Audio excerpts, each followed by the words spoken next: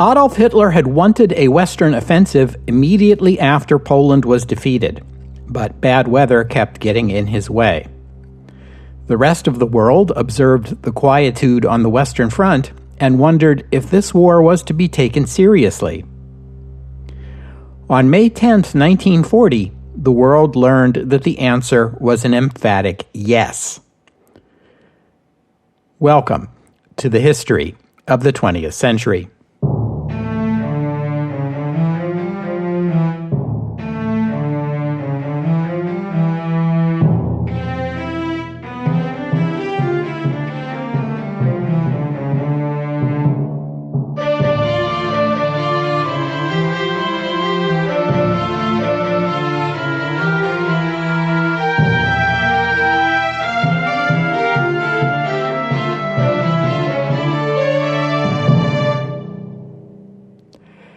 Episode 322, Plan Yellow. In 1933, Winston Churchill famously said, "Thank God for the French army." He also said later that he got some funny looks from his colleagues in the House of Commons when he said it, but it's not hard to understand his thinking. France had the largest army in the world, and by the 1930s, France was one of the few democratic nations left in Europe, but it also had by far the largest military, making France the bulwark of democratic values on the continent.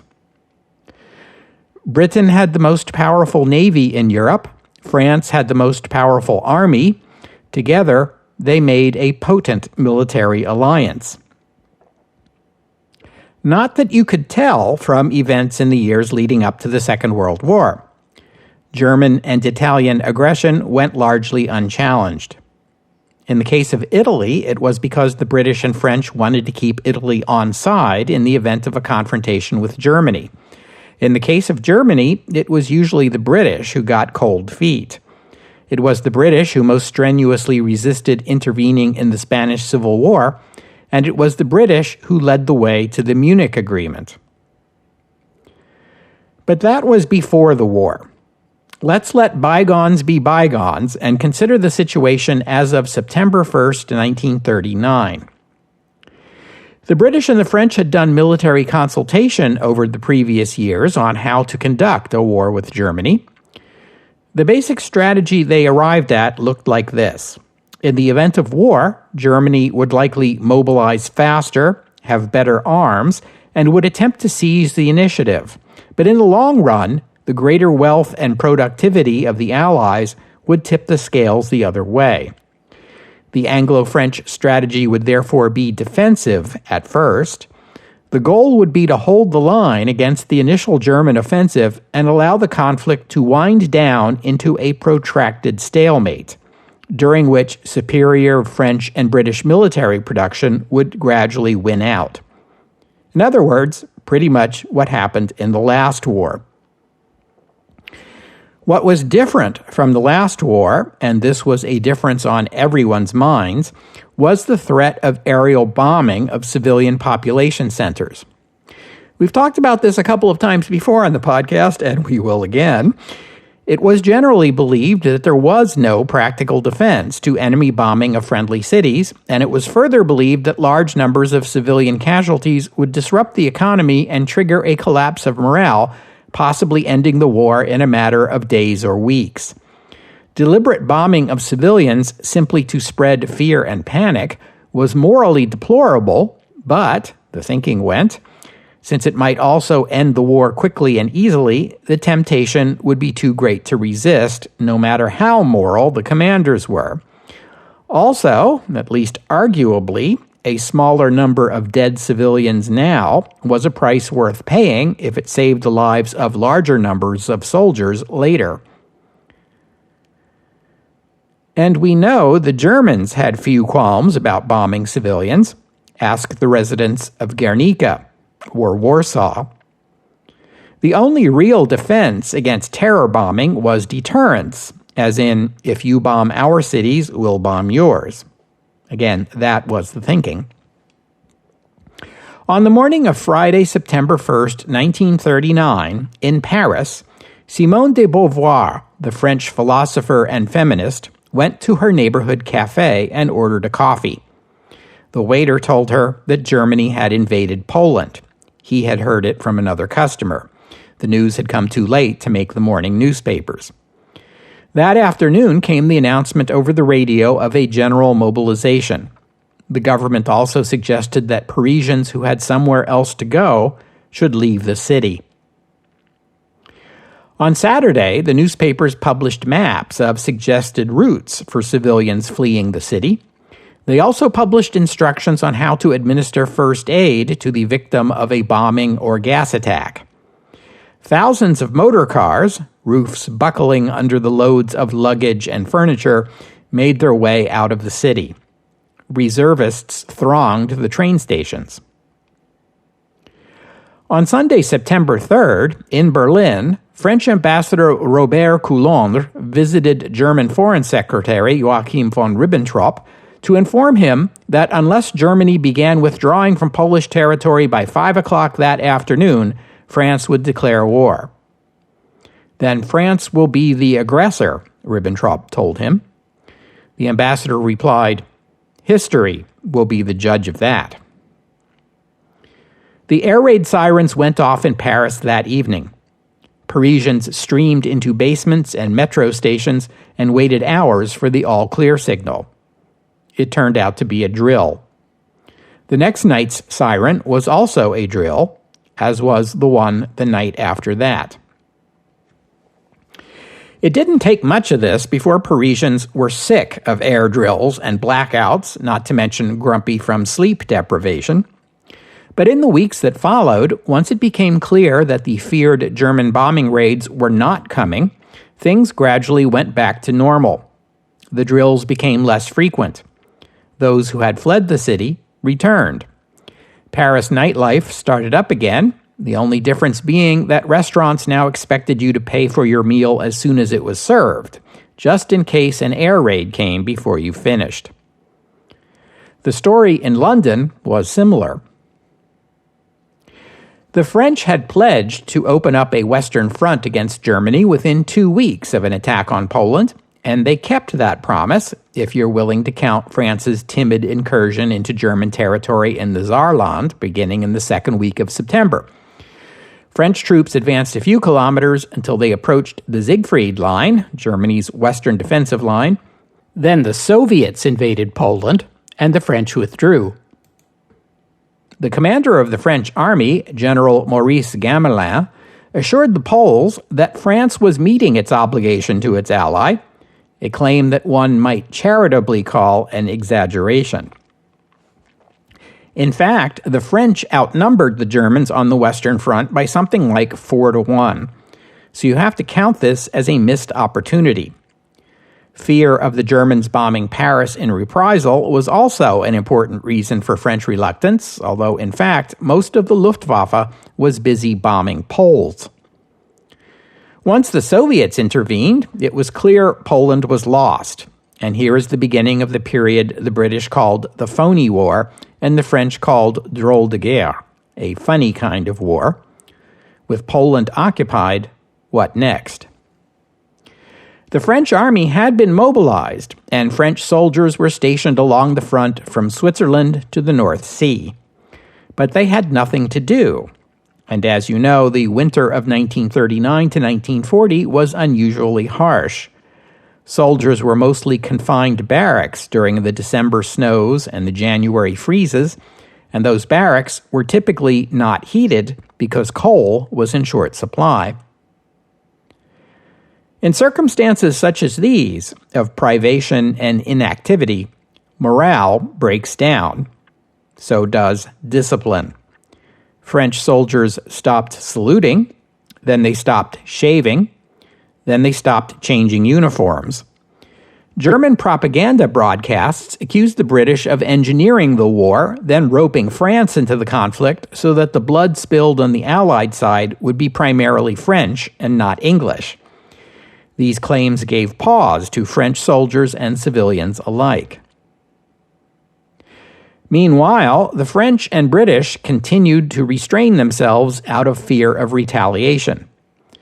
When Winston Churchill, of course it was Winston Churchill, suggested dropping mines from the air into the Rhine River, which is a major shipping route for Germany, the French vetoed the plan out of fear the Germans would bomb Paris in retaliation.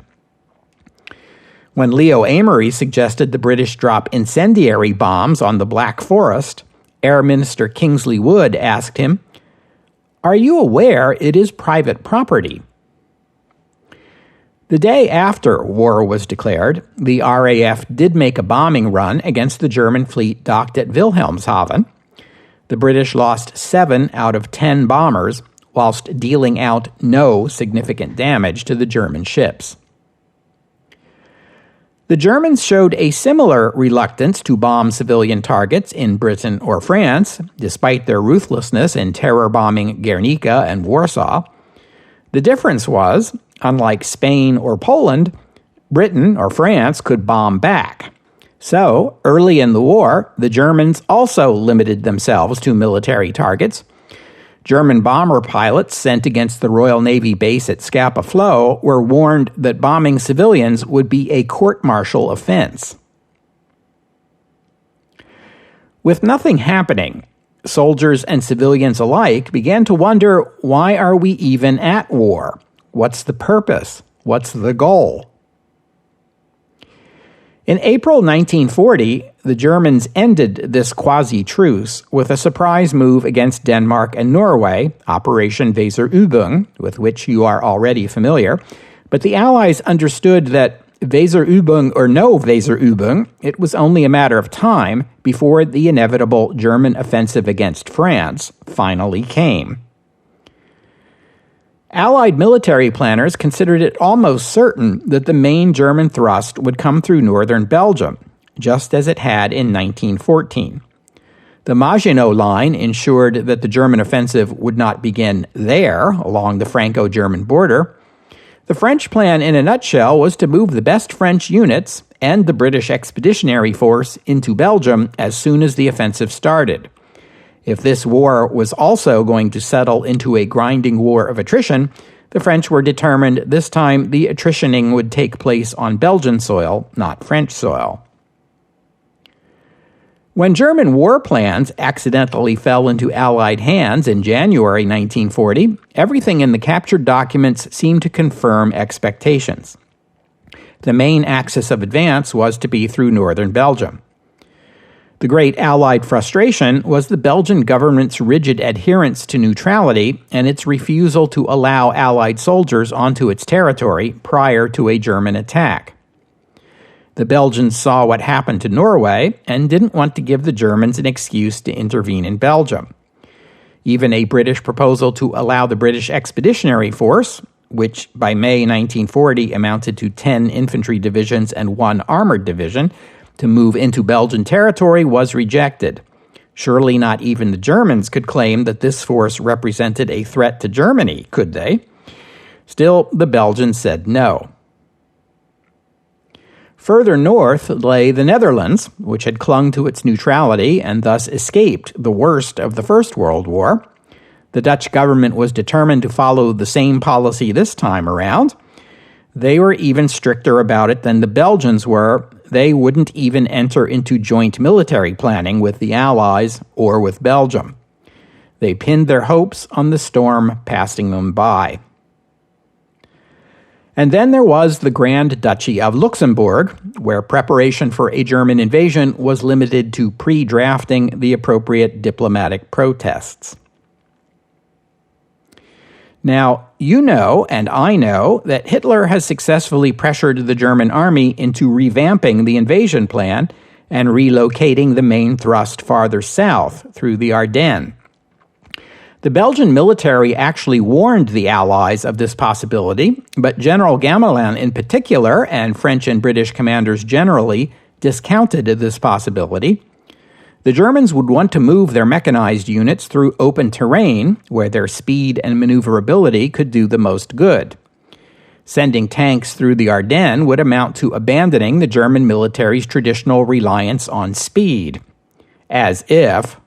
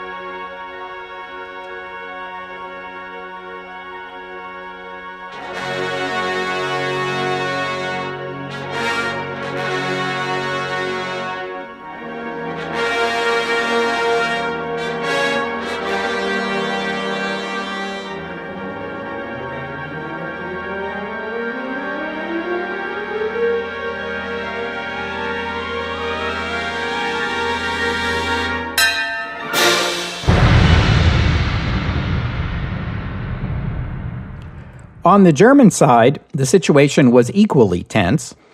German civilians were as puzzled by the phony war as were French and British civilians, and it was widely believed that the so-called war would soon wind down into a negotiated settlement. But Hitler's thinking was just the opposite. The situation around the German force in Narvik had given him a scare in April, but by the end of the month, with Narvik still holding, and with the Germans establishing a land link to Trondheim, his thoughts began to turn once again to the long-delayed offensive in the west. He initially set May 5th as the date to begin, but once again, bad weather forced a few days of delay. The final decision was for May 10th. Hitler confidently assured his commanders that this offensive would only take a few weeks. France would fall, and Britain would be unable to continue the war on its own. His one fear was that the great secret would leak out. That is, that the German army's main thrust would not be through the open country of northern Belgium, but farther south through the Ardennes. On May 9th, Hitler left by train for his field headquarters on the Western Front. His destination was kept secret. His secretaries at the Chancellery speculated that he was heading for an inspection tour of German positions in Norway. Hitler played along with this, telling them that if they were good, he'd bring them seal skins when he returned. His train initially set out for Hamburg, but along the way it was diverted south to what was called the Felsennest, the cliff nest, a mountaintop bunker prepared for the Führer. On the morning of the 10th, the code word Danzig was sent to all army units, signaling that Plan Yellow was in effect. A Führer directive sent to soldiers on the Western Front proclaimed, with Hitler's characteristic modesty, that the battle upon which they were about to embark would determine the fate of Germany for the next 1,000 years. They faced a daunting challenge. Germany had 141 divisions on the Western Front. The Allies, counting French, Belgian, and Dutch soldiers plus the British Expeditionary Force, had 144. The Allies had 14,000 artillery guns to Germany's 7,400, and 3,400 tanks to Germany's 2,400. Germany held a numerical advantage only in combat aircraft, 5,500 to 3,100, and the German aircraft were more modern. In the Netherlands, Luftwaffe air wings overflew the country and went on into the North Sea, as if they intended to attack England. But then they doubled back and surprised the Dutch Air Force with attacks in its airfields, which the Germans had carefully scouted in advance. Most of the small Dutch Air Force was destroyed on the first day.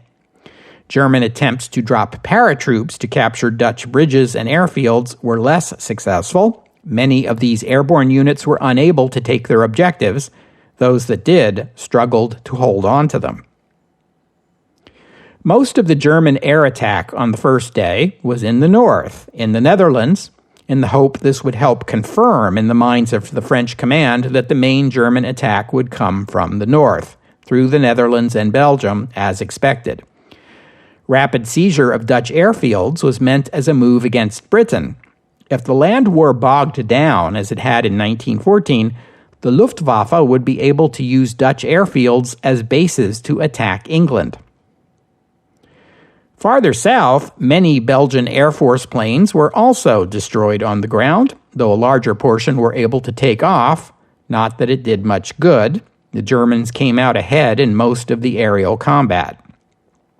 On land, the Belgian defense plan centered on holding the line at the Albert Canal, which runs from Liège to Antwerp.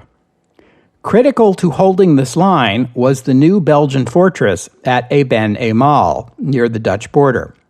Eben-Emael had only been constructed in the early 30s, back when Belgium was still one of the Allies. It was Belgium's miniature Maginot Line, with underground bunkers for its soldiers and steel pop-up turrets from which its machine guns and artillery could spray devastation and death upon an approaching enemy. German military planners had considered and dismissed the possibility of dropping paratroops on the fortress.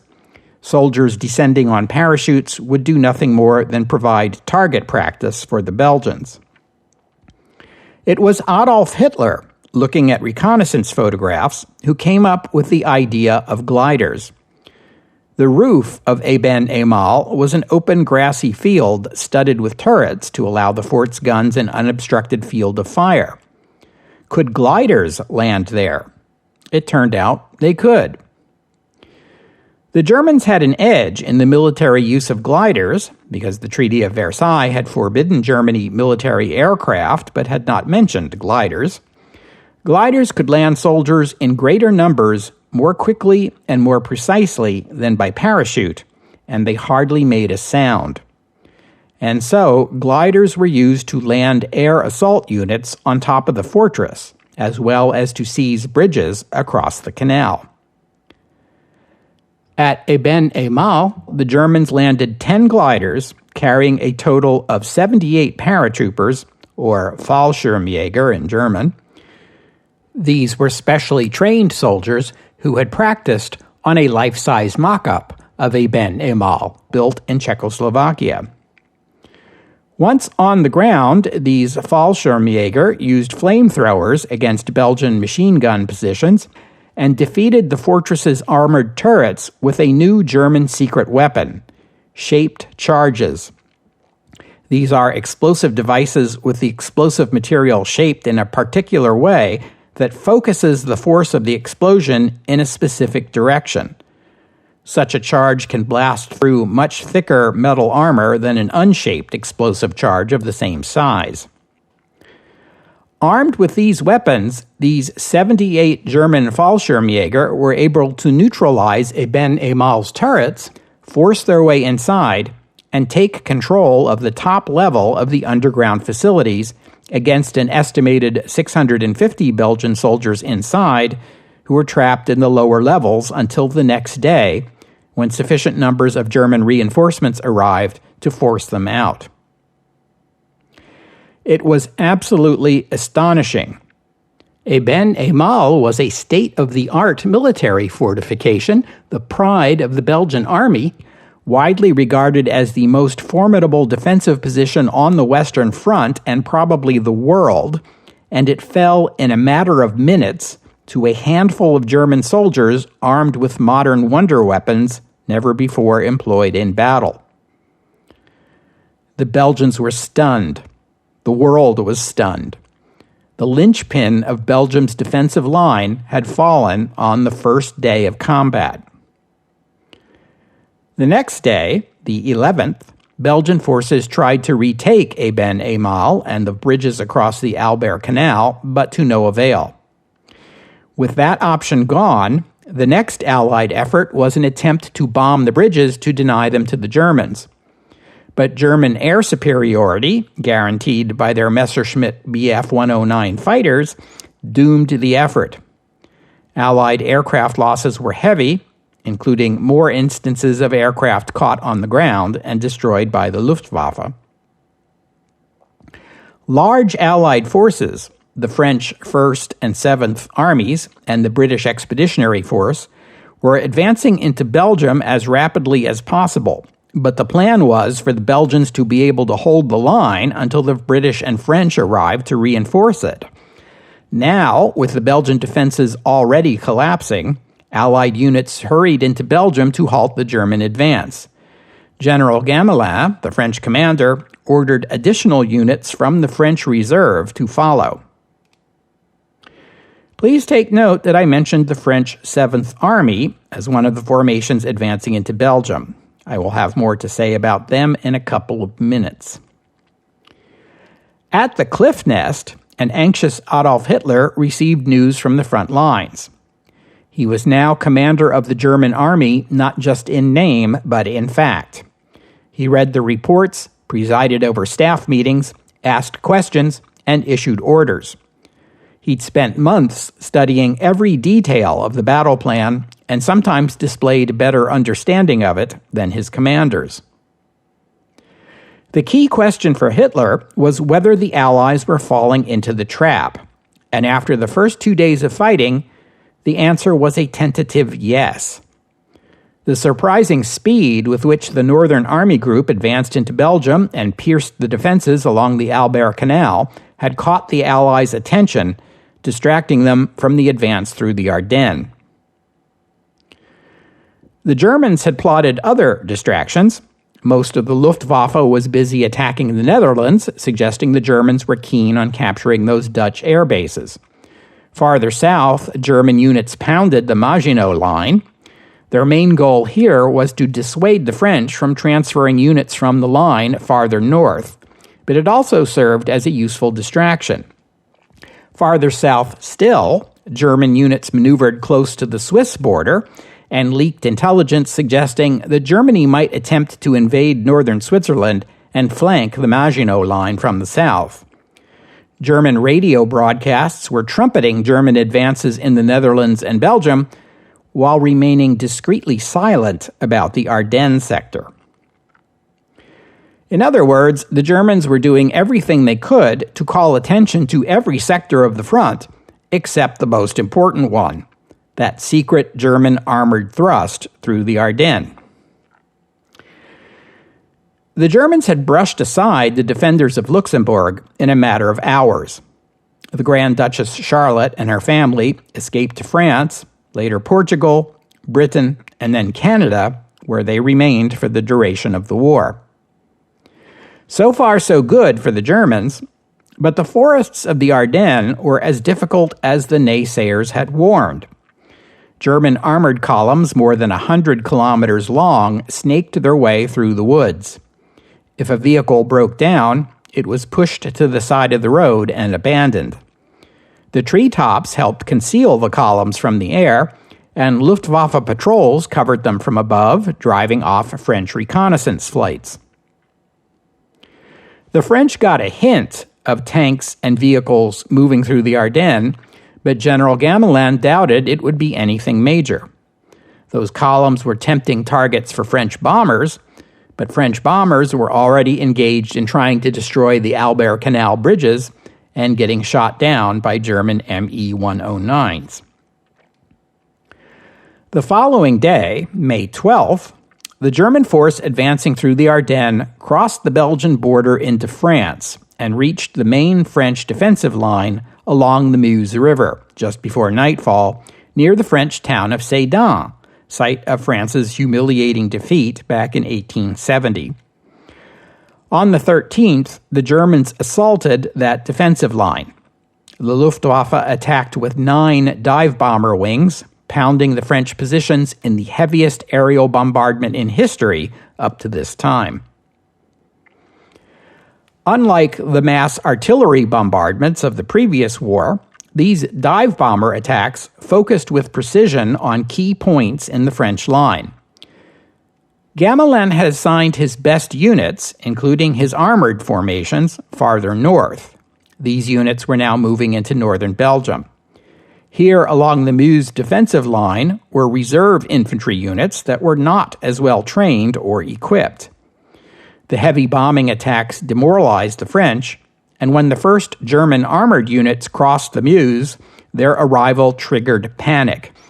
A German Panzer Division commander named Erwin Rommel distinguished himself by urging his troops on as they built a pontoon bridge across the Meuse in the face of heavy fire from the French side.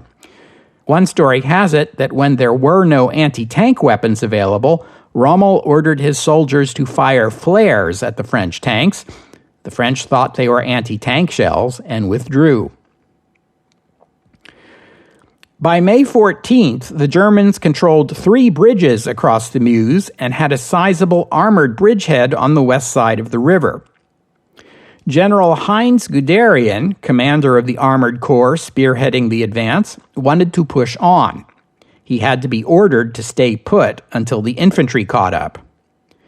Guderian protested and threatened to resign, which won him permission from his superiors for a reconnaissance in force, which Guderian chose to interpret as permission to advance the entire corps to the northwest, into the rear of the French forces advancing into Belgium. Up in the north, the Dutch army was holding reasonably well, but the Germans had overrun the eastern and northern parts of the country, and the Dutch were running out of ammunition. And this brings me back to the French 7th Army. Remember, I mentioned them a couple of minutes ago and said I'd get back to them, and here we are. The 7th Army was a recent addition to the Allied defensive plan. It was the brainchild of General Gamelin. The original plan put the British Expeditionary Force on the left flank of the Allied line, that is to say, along the North Sea coast. This was perfectly reasonable. The BEF, unlike the French army, drew its reinforcements and supply from Britain, and these come across the sea in ships which unload them at French ports. It made sense to have the BEF close to the coast, where those reinforcements and supplies would only need to travel a short distance to reach their destination. But by March 1940, 2 months ago, it was becoming clear that the Germans meant to invade not only Belgium, but the Netherlands as well. This led Gamelin to create the 7th Army. Its mission, when the Germans attacked, would be to rush northeast along the coast to the left of the BEF, through Belgium, past the Belgian port of Antwerp, and on into Zeeland in the southwest of the Netherlands, where it would link up with the Dutch army.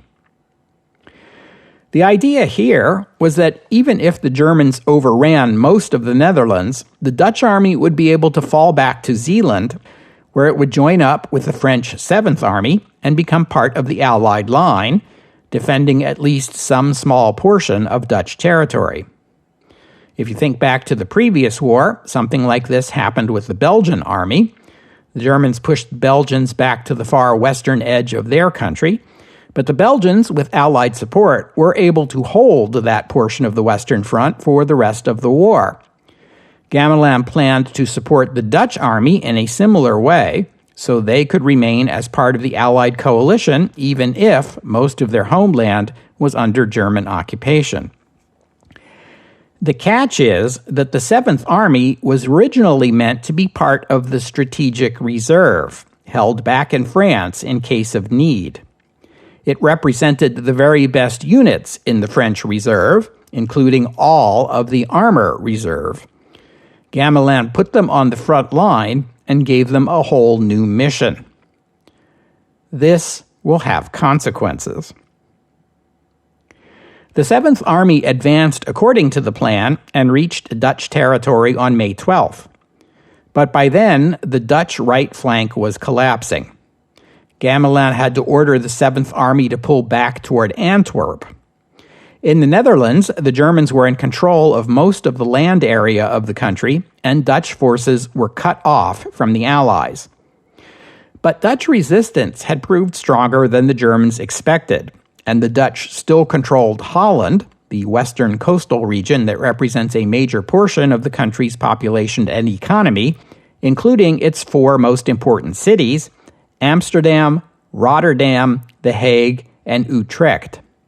In particular, the Dutch defenders were digging in around Utrecht, Rotterdam, and The Hague, forming a semicircular defensive line to hold those cities, with Amsterdam secure behind them against the powerful German armor. This development was worrisome to the Germans. If the Dutch were able to hold this line, the British might be tempted to ship reinforcements to bolster the Dutch, creating a sort of Fortress Holland that might hold off the German army for weeks or months. Key to the Dutch defense were the bridges in Rotterdam that crossed the Maas, which is what the Dutch call the Meuse. German paratroopers had captured one side of one of these bridges, the Willemsbrug, and held onto it for 3 days against Dutch counterattacks, but who knew how much longer they could hold on? In view of these considerations, on May 13th, Luftwaffe Chief Hermann Göring ordered a massive bombing of the city of Rotterdam. On the morning of May 14th, a German soldier crossed into Rotterdam to deliver a message to its defenders. Surrender the city in 2 hours, or it would be annihilated. The Dutch, knowing that they were dealing with Germans, pointed out that the surrender order was not signed and demanded a signed one as a way of buying time. This flummoxed the Germans, just as intended, but unfortunately for the Dutch, it was too late to recall all of the bombers. Some 50 German HE-111 bombers completed their mission, dropping over 1,000 bombs, which leveled central Rotterdam, killing about 800 civilians and destroying 25,000 homes. Now you can add Rotterdam to the list, after Guernica, Shanghai, and Warsaw, of cities subjected to deliberate terror bombing of civilians. The defenders of Rotterdam surrendered the city. The Dutch military was still determined to fight on until they heard from the commander in Utrecht that the Germans were now demanding the surrender of that city and threatening it with the same fate. And so the Dutch decided enough was enough. There was no sense in fighting on, alone and isolated, as the Germans destroyed city after city. Dutch army units were ordered to destroy their weapons and surrender.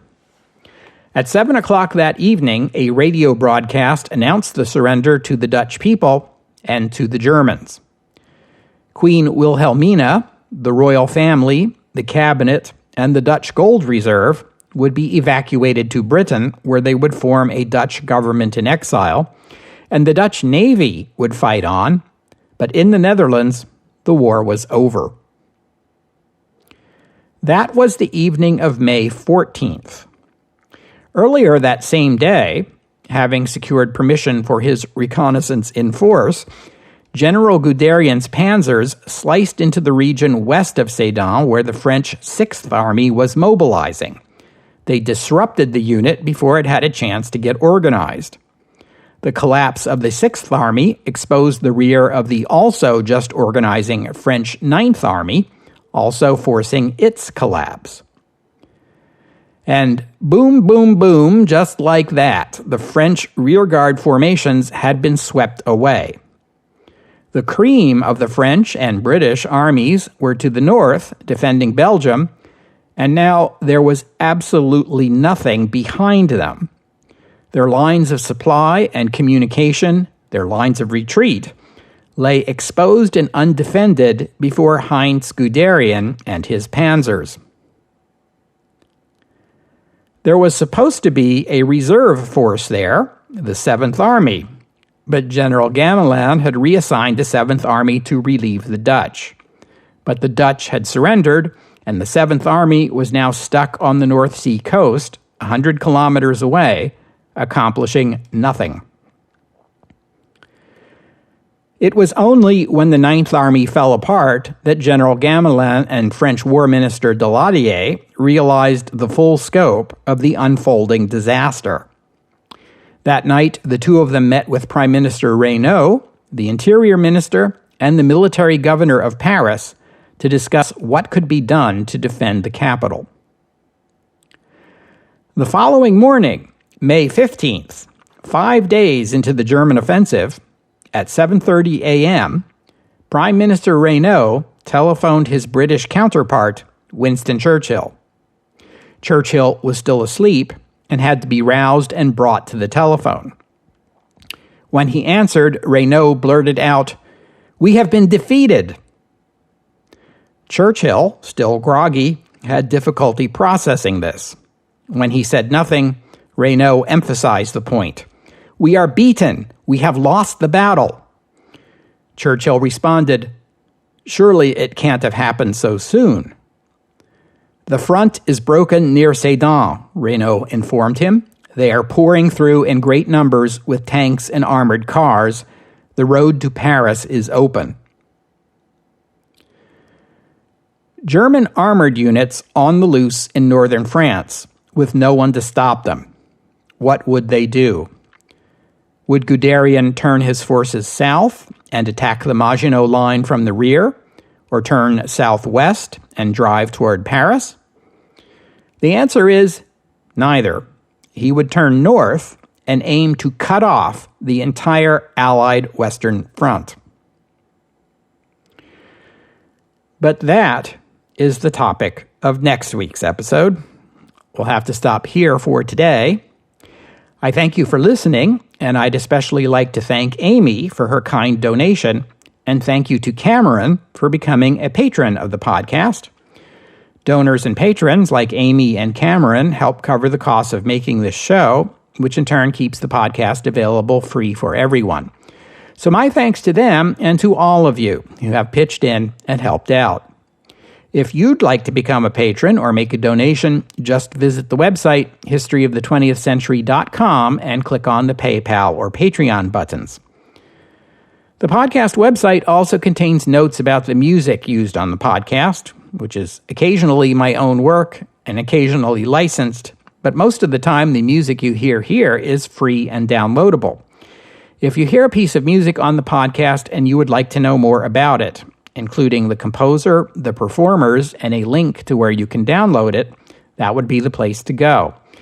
And while you're there on the website, you can leave a comment and let me know what you thought about today's show.